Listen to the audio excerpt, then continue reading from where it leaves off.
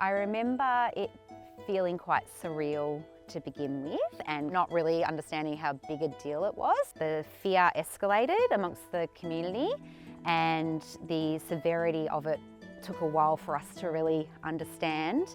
We could see the smoke, it obviously was very, very visible, and the smell, and we could hear the sirens, and so you were acutely aware that it was in your township. We were kind of quite away from where it was ourselves, but we really didn't know which direction it was going to go, and so everybody was on high alert around what to do next. I think it was really surprising where in Montrose it was. The amount of sort of suburban homes that were at risk, I think, was a wake-up call for many of us. We have a very clear plan to go as a family, and so we were very much keeping an eye on the Vic emergency notifications and the app. We were also watching the CFA on Facebook and things like that. What we've done differently since the fires last year is put more of a concerted effort over winter into upkeeps, and now as we are starting to really turn our attention to the next season, you know, what are we doing in terms of clearing our gutters?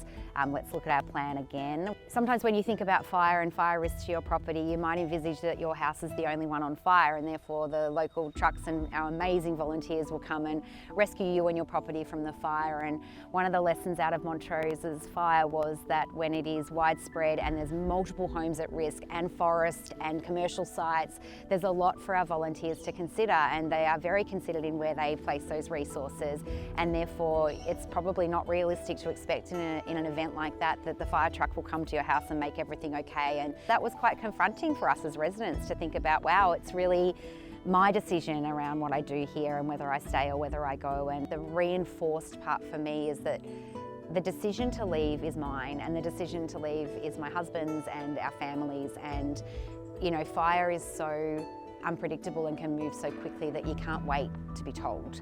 And so I think that that was a big lesson for everybody, is to really think about what their role is in making decisions that are best for them.